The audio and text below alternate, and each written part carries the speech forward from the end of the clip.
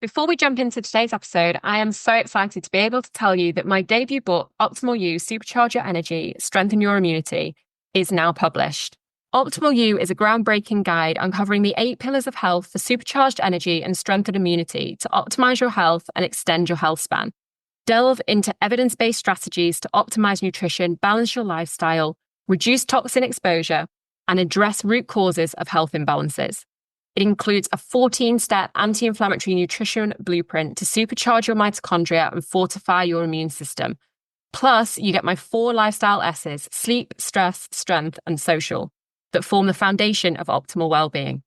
On top of all that, when you buy the book, you get access to a special area on the website that gives you all the resources, plus recipes and guides that we talk about within the book. You can empower yourself with practical tools and insights to embark on a transformative journey towards Optimal You. Head over to optimalyoubook.com to get your copy now, or you can get your copy from Amazon worldwide or your local bookstore. When you've got your copy, don't forget to share on social media, tag me in it at good_health, GOODE, and use the hashtag OptimalYouBook. I can't wait to see what you think of the book, and I really hope that it brings you lots of health and wellness. Now let's head to today's episode. Welcome to the Good Health Podcast. I'm your host, Nicole Good, a certified functional medicine practitioner, registered nutritionist, and author. In this podcast, we delve into the world of energy and immune health and wellness with positivity, from optimal health and energy to stress and burnout, right through to immune conditions such as thyroid and autoimmune disease. We deep dive into functional medicine, nutritional medicine, and lifestyle medicine, as well as the personal stories of our amazing guests, from Olympians to famous faces and guest experts from all different parts of the health and wellness world. It's time to stop letting your health hold you back and become the optimal version of you. Don't forget to come and join the conversation on Instagram at good_health, that's GOODE, or visit the website nicolegoodhealth.com to find out more. Welcome to the latest episode of the Good Health Podcast. I'm your host and functional medicine practitioner, Nicole Good, and this is the second in a series of episodes that we're doing called Wellness Chats. We did the first one pre-Christmas, and actually we didn't intend for this to be a series, but you guys really loved the episode where we had a group of nutritionists and you were just listening into our conversations and we were chatting about lots of different health topics. So we've decided that we're going to do more of these. This is number 2, and today I've got nutritionists Rachel, Emily, and Georgina with me, and we're talking all about New Year, all about resolutions, about goals, about what we'll be doing moving forwards in 2025, looking at what some of those health trends are going to be for 2025, and also looking at some of the things that we're going to be leaving in 2024. So I hope that you enjoy this episode as much as you did the last one, and we'll have more of these wellness chats coming in the near future. So let's jump straight into today's episode. Okay, so welcome to today's episode of the Good Health Podcast. I've got another group of nutritionists with me again this time. So let's just introduce ourselves to start. So this is our New Year chat this time. So Emily, do you want to just sort of briefly introduce yourselves? Sure, I'm Emily Barker. I'm a fertility nutritionist. So I'm working with couples or singles who are trying to conceive and kind of supporting them on their journey to parenthood. Great, good to have you here. Rachel. Hi, I'm Rachel Philpotts. I run the Renew Functional Medicine Clinic, and we specialise in burnout and beyond. And Georgina. Hi, I'm Georgina Gray. My business is Sorrel Health, and I'm also a fertility and women's health specialist. So I work with both couples looking to conceive either naturally or using reproductive technology, or individuals looking to conceive or preserve their fertility. So egg freezing is actually fast becoming one of my favourite areas to work with. And I support women with all sorts of hormonal concerns. I live in the Cotswolds and see clients all over the UK. Amazing. So I think we are all slightly in different locations, aren't we? So I'm in Cheshire, Georgina, you're in the Cotswolds. Rachel, you're in Liverpool at the moment? On the Wirral, yeah. And Emily, Yorkshire still? Yeah. Yeah. So how was your Christmas break? I think we all down tools, I think, didn't we, over Christmas? Did you all have a nice holiday? Yeah, it was much needed. Yeah, I took full 2 weeks off. I think that's one of my New Year's resolutions, is to take proper holidays next year because I think it's the thing, isn't it? When you have your own business, you just end up not taking enough holidays. So yeah, it was very nice and well needed. Yeah, I definitely feel so well rested. I think it's because you know that everybody else is also taking time off. It's just a lot easier to kind of switch off. So I really enjoyed the full 2 weeks. Yeah, I put a post up on over Christmas. I wasn't on social media actually much over sort of Christmas, New Year. I as much as possible tried to down tools with everything and have the proper break. But I was on it sort of occasionally, just like for myself. And I did put a post up because I saw one that another nutritionist actually had put out that said the best part of being a nutritionist is that nobody wants to see me over Christmas and New Year. And, and I was like, 100%. it is a good perk of the job, actually. I left well alone. Yeah. What about you, Georgina? Did you have a nice break? I did, thank you. Yeah, I was in Rutland for some family time, lots of good food and a mixture of real deep rest and relaxation, and then a few sort of parties either side. So a good balance. Nice. Are you good at putting down tools and actually stopping, or is it something that you find difficult? There's a lot of smirks on, on my screen at the moment. Yeah, I'm actually quite good at it, to be honest. I love a rest. Are you? But I think it's just, having your own business, you kind of, it's hard, isn't it? Because there's no one else to do it. But, when I actually take time off, I really don't, don't work and just very much rest. I'm normally quite bad, actually. When I first stopped, I think I lasted about 24 hours before I opened the computer again. And I was like, no, I knew it had to be a proper break because I was exhausted after last year because it was such a busy year last year.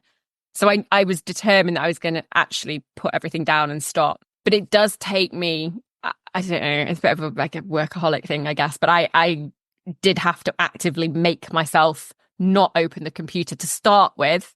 And then I fully got into the pattern of not doing anything and was loving it and was quite happy.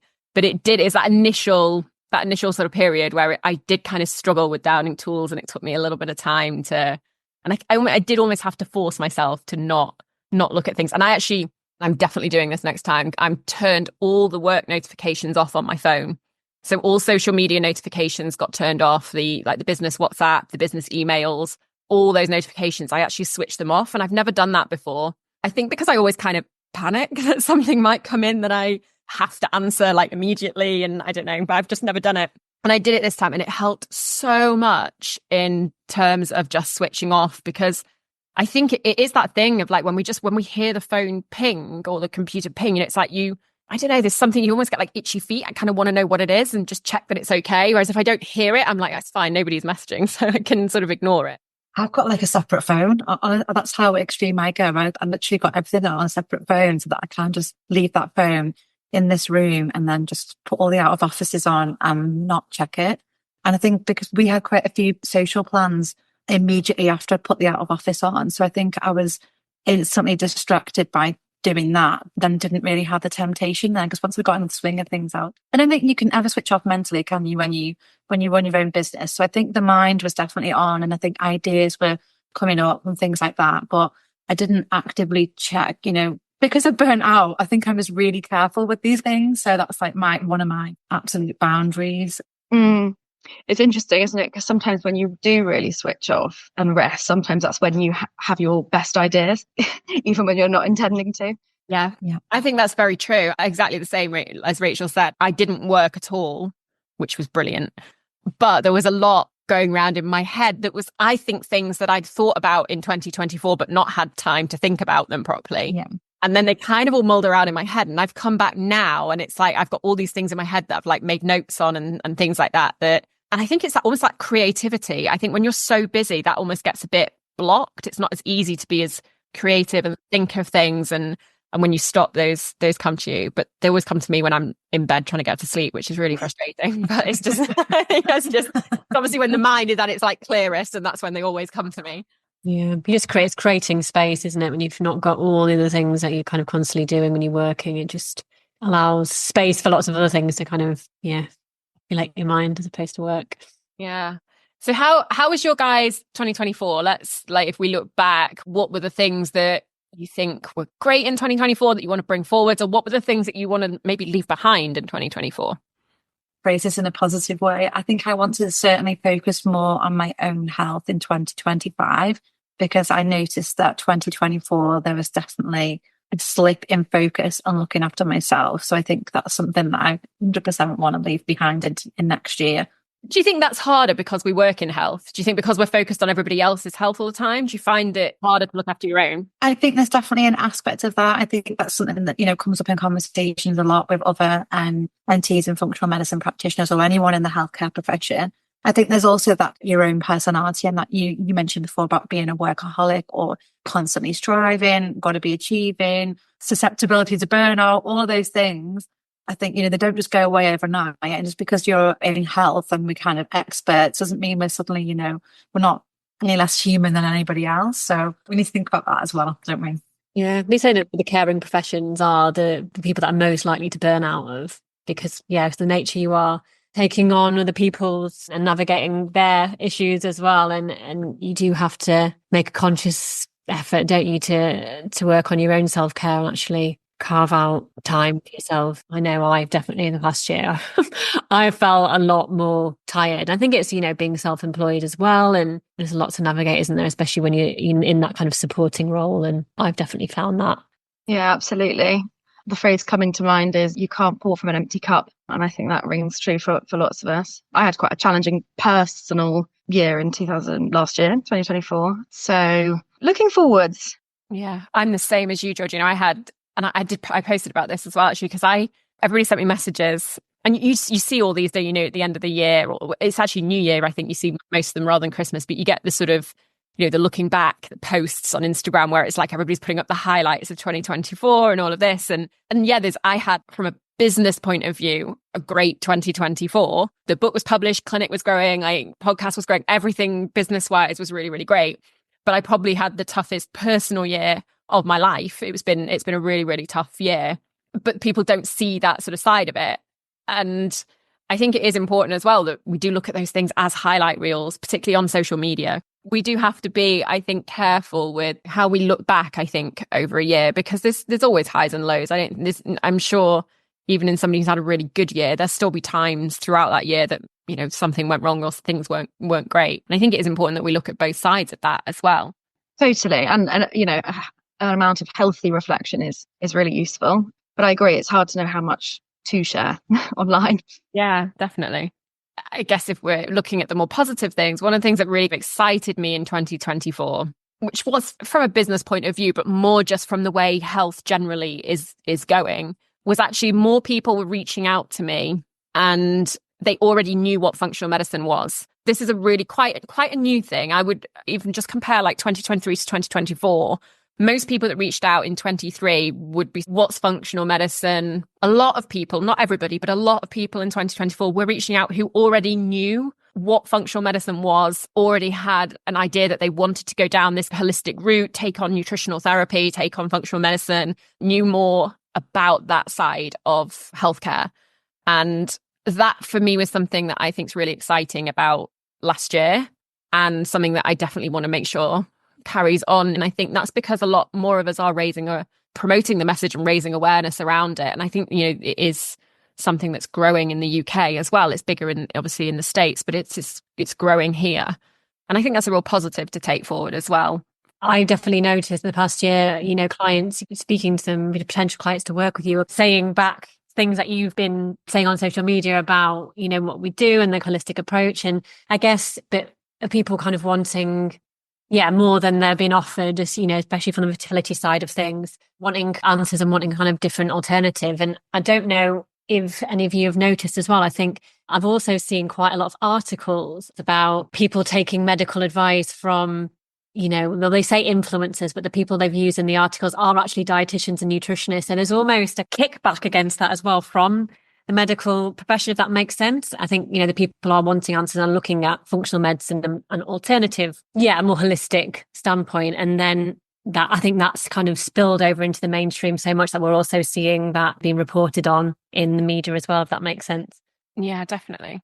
Yeah, and I was wondering, because I've noticed the same as you, Nicole, lots of people having like an innate understanding of the work we do. And I was wondering whether, I don't know if I'm allowed to mention brands on here, but yeah, you can, it's fine. The Zoe effect. So I've really noticed that testing is becoming a lot more mainstream, which is on one hand really exciting. So things like the Zoe microbiome test and the continuous blood sugar monitor, and also companies like Fertility, who I'm seeing a lot at the moment, doing lots of hormone testing. It's just bringing testing to the forefront. And on one hand, it's really exciting. And then there's a big part of me that sees that sometimes these tests are just sort of scratching the surface sometimes and not necessarily that useful without context. So, for example, I was actually in Waitrose a couple of weeks ago and I was like stopped in my tracks because they had a whole shelf for testing in Waitrose, so in the supermarket. And there was a test, there's boxes of tests that you could buy, and they all look like sort of COVID antigen tests. And there was one for a menopause test. So it's a finger prick FSH test, and it's a yes/no answer. There's also a thyroid one, which gives you a yes/no, do you have a thyroid issue? There's also a vitamin D one, which tells you, are you adequate or not? And we all know, without a metric, without a number, without a reference range, is this useful? I think there's an element of, I was actually recording another podcast episode the other day and we're talking about wearable, these wearable devices that everybody's wearing now. And I think there is a lot of benefit to those things. And in a similar way that there is to like testing, like you're saying. But there's also that everything's got to be taken in context. It's like the continuous glucose monitor. They had, I think probably because of the Zoe thing, they sort of were growing in your everyday person using them as opposed to, somebody with diabetes, blood sugar problem or PCOS or something like that. But they're just your regular average person using them. I actually found I had a couple of people coming to me and they were like, well, I've had this on and if I eat this, like my blood sugar starts fluctuating. And it's like, your blood sugar is meant to fluctuate when you eat. Like, let's have a look at the levels and the figures and let's actually look at this. And when we looked at them, absolutely, it was fine. It wasn't doing anything that it shouldn't do. It's a good thing that it's raising awareness.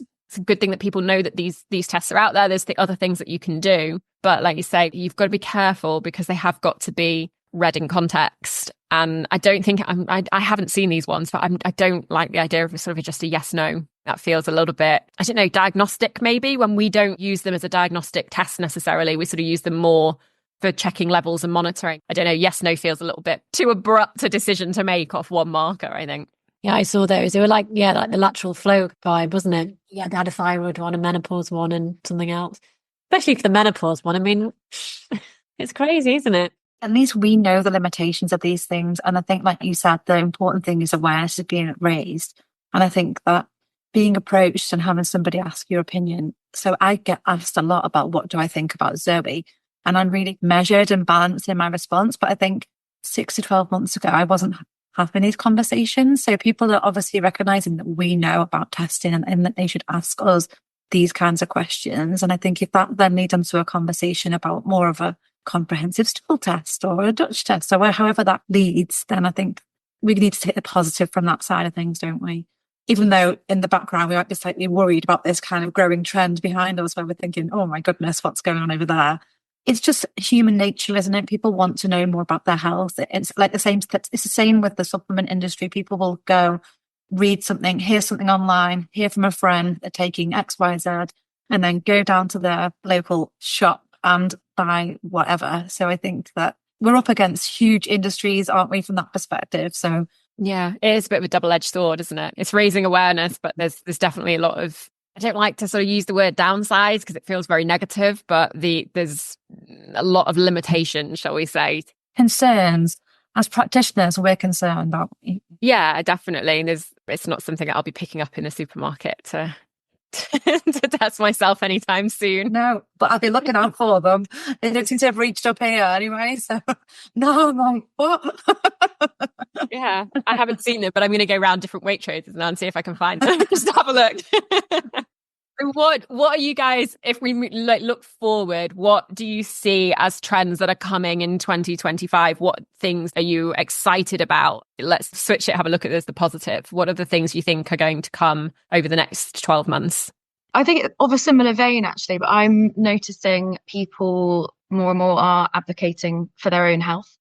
So asking more questions of their doctors, asking for more testing, asking for referrals, open to taking lots of professional advice, whether that's podcasts, books, social media, working with a professional like us, but also being really intuitive with knowing what is best for them. That's a trend that I'm noticing and really enjoying. So people aren't just taking everything for face value and doing it because they're told to do it. They're really kind of taking responsibility for their own health.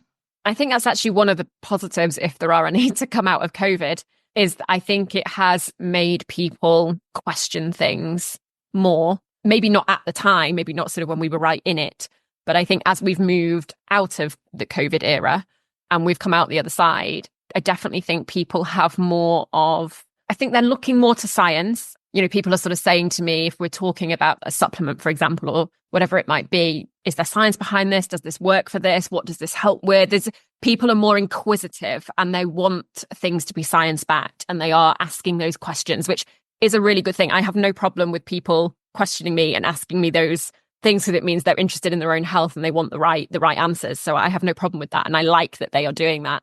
I've definitely noticed a shift in people are looking more at preventative health as well. People are recognizing the importance of jumping in earlier rather than leaving things until they get completely burnt out or develop a chronic illness or, you know, whatever it might be. So I think in the line of work that I'm in with the autoimmune and burnout and chronic fatigue and these sorts of things, there's definitely that people not just accepting symptoms quite so much anymore. Women are still doing it a little bit more than men, I have to say, but I'm hoping that there's going to be a bit more of a shift in that. But there's definitely that sort of preventative medicine, I think, is coming through, and people are realizing that they can take control of their own health and there are more options out there. Some of these sort of alternative therapies, and they're not necessarily all brilliant, but some of the things like, let's say, like red light therapy, for example, that is becoming a little bit more mainstream. You're sort of seeing them just in our local village. There's a red light therapy clinic, which you just wouldn't have seen a few years ago. So some of these things becoming a bit more mainstream as well are also getting people more involved in preventative health and, you know, that sort of longevity picture. And I think then bringing people more into thinking about nutrition and lifestyle and all of those things that we can help them with.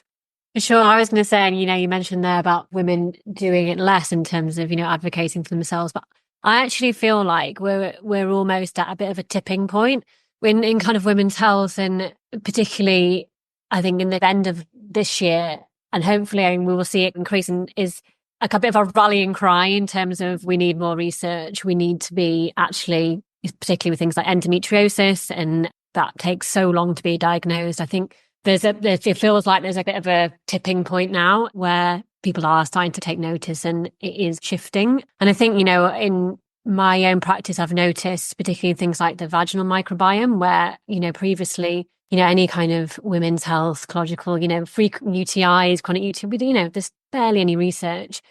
And I have seen that shift, particularly in terms of the vaginal microbiome is going kind of a bit stratospheric, and there's loads more testing coming out, lots more research. And I think women's health is starting to be taken a bit more seriously in research, and I hope it will continue to really grow in next year. But that's my hope. I feel like I definitely felt from, you know, my own practice and what I consume in my area of expertise, it's definitely changing.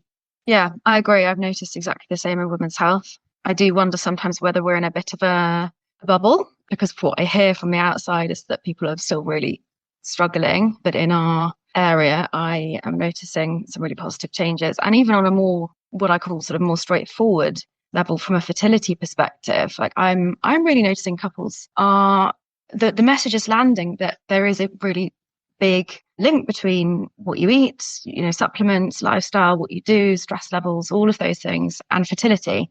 And I'm noticing that couples are beginning to put some of that legwork in before they start trying to conceive, which is really exciting, because that's a drum that we've been banging for a little while. So to see that start to drip through. That's again like that preventative sort of jumping in earlier that I guess that Rachel and I are probably seeing with the burnout and chronic conditions. I guess that's a similar thing in that people are learning to step in sooner.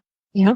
I think people want that personalised approach now, don't they? So as well as being their own advocate and as well as thinking about things early, they're also recognising that all that noise that we've had for the last X number of years, do it this way, do it that way, all this one size fits all advice. I think there's a bit of lethargy with that now. And I think people are generally feeling like, you know, I'm unique. I need to understand what my own personal needs, which I think is, again, really beneficial for us, because that's that sweet spot that we sit in. So that's exciting, I think. Yeah, it is. I definitely, there's less people come into clinic who are on what I would call a diet, as in I don't mean as in they're not working on their food and nutrition, but as in, a diet like I'm on a low fat diet, or, whatever it might be. The diversity picture, probably gut health's going to be a trend. It was a trend last year. It's going to be a trend this year. It'll be a trend the year after, I'm pretty sure. But it's, the microbiome has become a lot more talked about as well.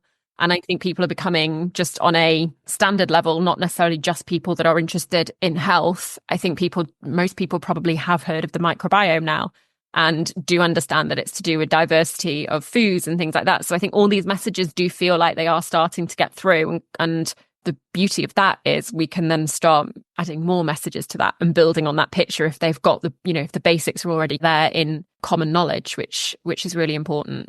So what are your personal goals for 2025? What are the things that from your own health, what are the things you want to be working on?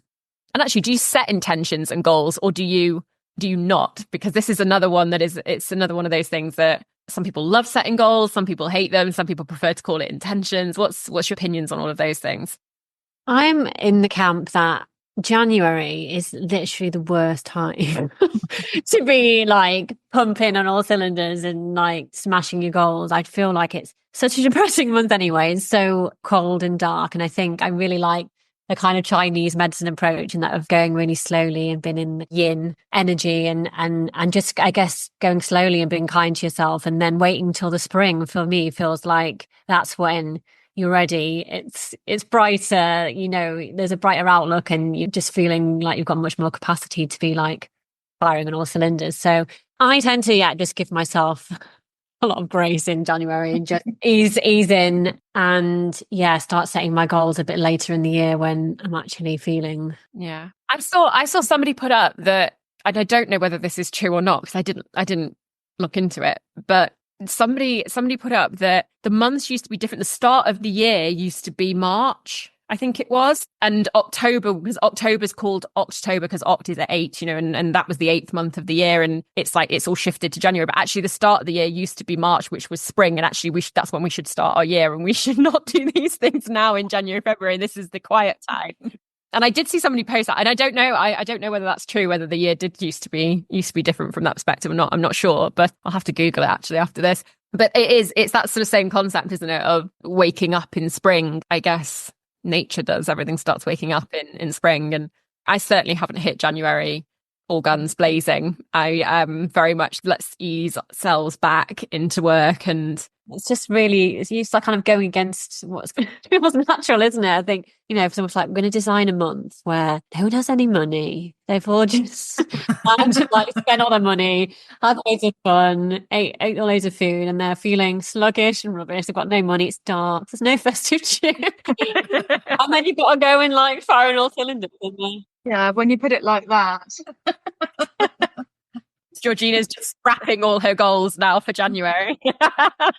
Yeah, we've woken up to snow for the second time in 3 days. Yeah. And it does just beg the question. I mean, all the animals are hibernating.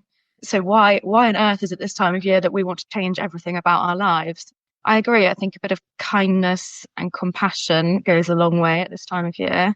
Yeah, it comes back to that intuition piece. I think January can be a good time to, reflect and set some loose intentions for the year ahead across the board. But that doesn't mean changing everything overnight. So I have some fairly significant things that I would like to change this year. So big plates that will be spinning.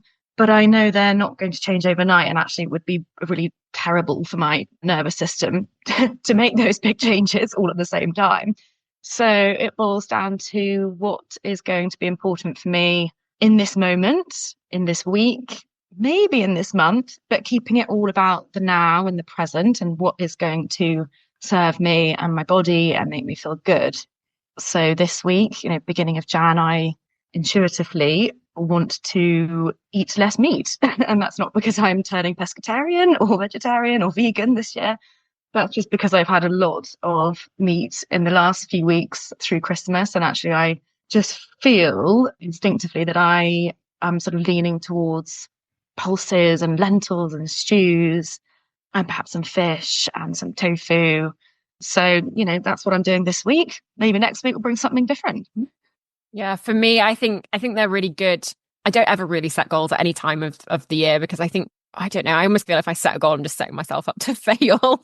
Whereas I think if I can set bigger targets that are things that I will work on over the course of the year, which I guess is more what I would class as kind of an intention, I prefer that, because I feel like it's something that I'm then working on, things that I want to achieve or things that I want to focus on, but not putting the pressure on, like, you've got to do this every single day starting from, January 1st. And I did try and do it out of interest this year. And it lasted 24 hours, the goal that I set, and it fell apart in 24 hours. So it didn't work for me. And I only did it as a trial just to see how long it would last. But I do have things that I am focused on. And for me, and this has purely come up because last year my sleep went a little bit haywire with all the personal stuff that we had going on. My sleep was not very good. And then over Christmas, it got a little bit better, because obviously I wasn't working and I was a bit more relaxed, and I just noticed such a difference. And I was like, that's going to be the thing for me, health-wise, that's going to be the thing that I'm going to focus on. That doesn't mean my sleep's going to have to be perfect from January 1st every single day right through 2025. But it is the thing that I'm going to try and focus on this year, and just make sure that there's still quite a lot going on sort of personally. I tend to think of my word for the year. And most years that's come naturally because it's related to the big goal for that year. So in 2023, I was publishing my book, so my word was published. Last year, I knew I had to get to my IFM exam, so my word was certified. And this year, I've kind of arrived, and I was thinking, all these big things that were on the plan, like, generated this natural word for the year. And it hasn't really come that easily to me this time round. I have picked one though. I've picked healthy, and that's reflecting on both business and personal, and also looking back for 2024, because I mentioned before that I felt like my own health had slipped. So that's my kind of word that's going to guide my decision making, and the things that I say yes to, the things that I say no to this year. But sitting behind that isn't some like great detailed goal action plan or anything like that at the moment. It's just a bit like Georgina said, that just following things intuitively. And this week I'm just being really kind to myself, and I'm just, the things for me in terms of what can I do today that heads towards that word. And it's just little things like make sure I'm drinking enough water, make sure I'm having my breakfast before 10 o'clock, walking the dog each day. And I'm just keeping it really, really simple. And they might sound like obvious things, but there were certainly things, there were days where I wasn't walking the dog. And these are just like basics for the dog and also for me. So I just think, little things like that. And then it can then evolve from there. But yeah, I was at the gym the other day and my PT was like, what are your goals for this year? And I was like, I don't know. They're sort of evolving at the moment, and we'll see what they look like. Yeah, I can't actually kick my dog out of the door today because we are snowed in today, and it's so thick. And I just opened the back door. I was like, "Come on!" He looked at me just like, "No, you're crazy!" Like, I'm going back to sit in front of the fire. I was like, "Oh, clever dog! He's got it." So I think, be more dog is maybe my goal for the year. Slow is pro. That's what I'm saying. What about in business? Because I don't know, do you think we're more prone to setting goals when, in business than we are personally? I tend to do like a 90-day plan. Like a 90-day plan is what, but again, I wouldn't say that even that's not anywhere near finished for this next quarter. A 90-day plan just kind of helps me stay on track in terms of what I want to achieve. But I would say that I'm still sort of setting that this week. And that overarching word healthy actually applies to my business as well, because I want it. This is the year of like sustainability. We've gone through 4 years of growth and big, big tasks that have all been part of the building blocks. And now it's okay, let's sustain this now. So that's why the word works quite nicely at the moment, both personally and professionally.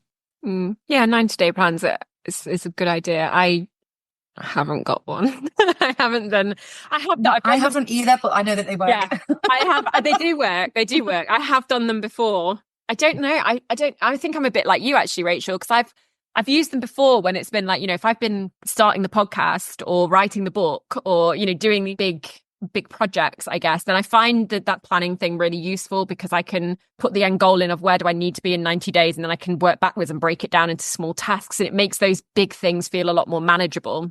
That's what I like about that planning. And then I got into this year, and my goal for so long was the Growth Week Clinic and then the book.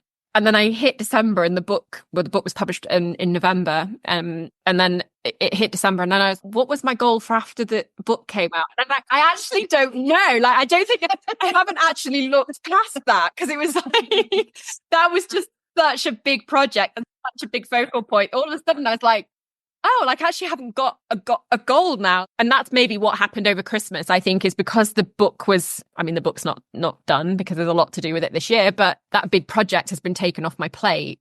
I think that's why over Christmas, when I stopped, lots of ideas started kind of mulling around in my head, because all of a sudden I had space as well to think, I can take on a few new things. I can think about what I want to do to move forward, like what are the next things. And that's actually quite an exciting place to be in. Maybe we don't need a big project. This is what I keep trying to tell myself. Maybe we don't need to be publishing books and doing 4.5-hour exams and all these things that like I feel like have been the last couple of years for me. And I'm thinking, actually, you know what? Let's just have a nice strategy about the business and just implement it and not have this huge pressure alongside integration, isn't it? Some integration time after you open those big things to kind of recalibrate and take stock and then work up to the next. I've already had people saying to me, when's book 2 coming out? And I'm like, I get that all the time. I'm still not over it. I'm forever traumatized. I'm just like, don't say book 2. I've had so many people asking me if I'm doing an audiobook as well. That's the other thing. Like the second it was published, it's like, when's the audiobook out? And I was like, oh wait, what? Like, I don't know. Like this one's only just come out. Just give me a minute. So, yeah, I haven't got the big project, and I don't know. I think that's actually quite nice. I think so. For me, I think business wise, there's some tweaks I want to make with Clinic, and I don't know. I think after having so many of the big ones, it's quite nice. I'm quite enjoying that at the moment. But then I don't know. Maybe I'll get to March and everything will start waking up, and something will come up, and I'll be like, oh, big project. Let's do that. So, get itchy feet. Yeah. Yeah, I've only got as far as January. So I'm working on rejigging my 2 programs at the moment, which is really exciting. And so doing some work on my website. But beyond that, I'm not too sure. I tend to just go with the flow. Might do some more podcasts because this has been really fun. Yeah. Yeah. Podcasts are great fun. They're good. But I don't know. I think sometimes in business, it is okay to go with the flow a bit. And I think we're taught so much that, particularly when you're running a business, and there's so much to do, because there always is. But I think we're taught a lot about, you've got to have a strategy and you've got to have a plan, and you can do a course for this and a course for that. And there's so much that you can get involved with. And actually, I think it is okay to just say, we're going to go with the flow and we're going to see what happens. And also look back, like exactly like you said, Georgina, go back over things, like go back over your services. That's the tweaks for me, is some changes that I want to make with the services and things like that, just from experience of having, doing them. We learn and then we can change things a bit and make things better. And I think if we don't give ourselves time to think about that, then those things never get done. And like, changes to the website and things like that. There's so much to think about when you're running a business. Yeah.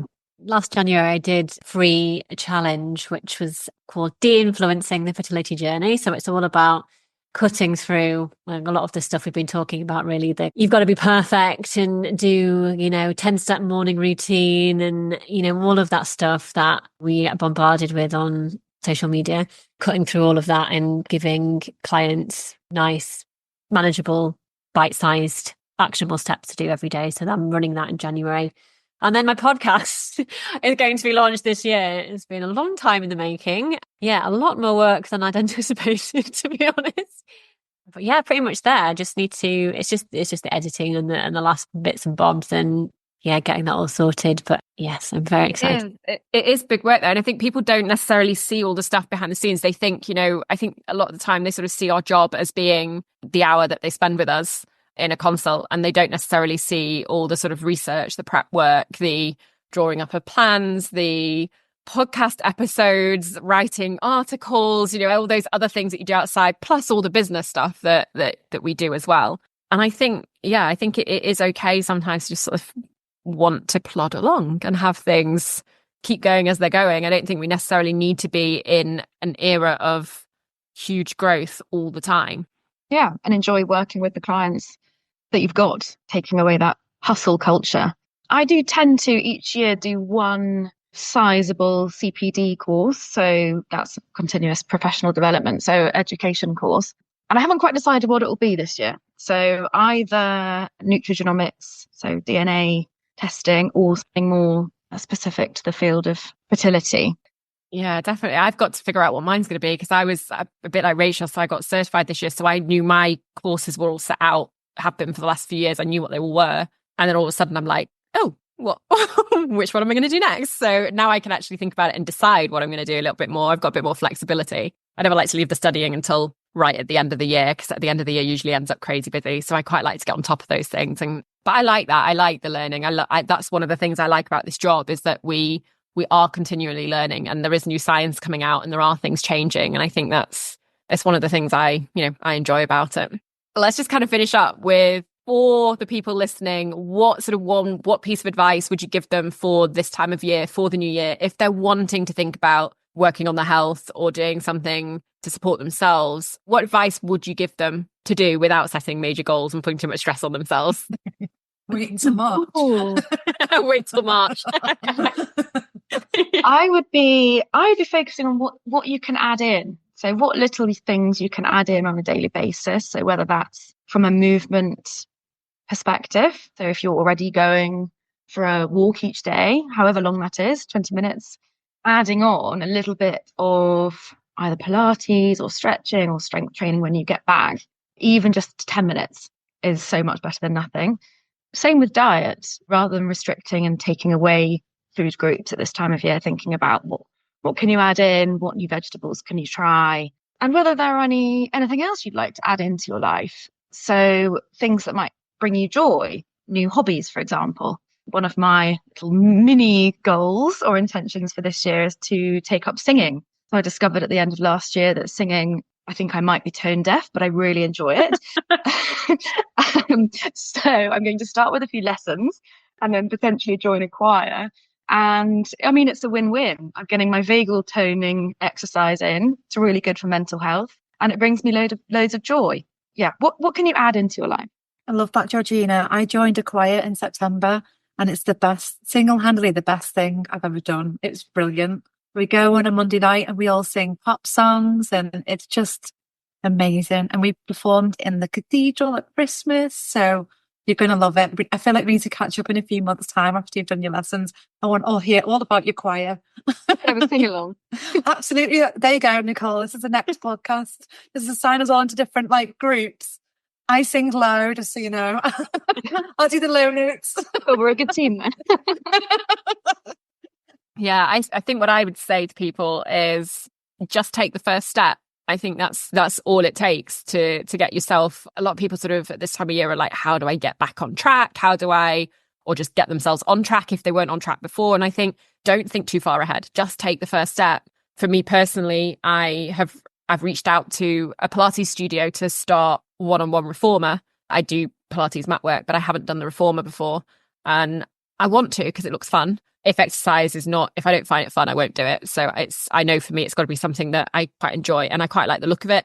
So yeah, I've contacted them. I haven't started yet. I haven't booked a class yet, but I've reached out and I've contacted them. So I've taken the first step, but I'm waiting for them to get back in touch with me. I haven't figured out how many times a week I'm going to go, or I'm not set any goals with it or anything like that. I literally have just contacted the studio and that is the first step done. Maybe even embrace, we talk a lot about January being the hibernation season and kind of almost not wanting to do much and, that feeling cozy. And I think it's a nice time of year to actually reflect inwards. So it doesn't necessarily need to be like an outward activity. I'm going to do this, I'm going to do that. It can just actually be, I'm going to spend a bit more time getting to know myself a little bit more, maybe reading a book or something that's actually quite in tune with this time of year, that's still positive and is taking action towards, whatever your goal might be without it being overwhelming.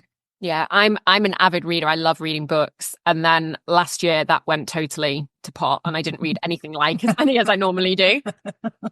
Writing a book will do that to you, Nicole. Yeah, exactly. It was like, I think I'd read mine so many times. I was like, I'm never reading anything ever again. Yeah. So I just didn't read. I didn't read hardly anything last year. I was terrible. And I love reading. And for me, it's a bit like you're saying with the singing. It's a joy. It's an escape. It's a relaxation. Like I love it. It got to Christmas and I was like, I've got to start reading again because I really miss it. So I ordered myself a stash of books and I can read really, really quickly. Like the first 2 days of holiday, I'd read the first book and I had actually run out, had to order more. So I read really fast and I have to try and make myself keep doing that and not just lose track because I get busy with work again and things like that, I've ordered myself a little stash of books and I've got them downstairs in the cupboard by the fire so that I just to try and get me to go and like grab a book and sit by the fire. And even if it is just slowing down and being cozy, just keep that up. Because actually that was one thing over Christmas that I really loved and keep doing it this year. Yeah, and I wonder if that was one of the reasons why your sleep was much improved over Christmas as well. Yeah, it probably was because I read every night before I went to sleep, which I used to do all the time. Just, I think, taking that first step and not trying to do too many things at once.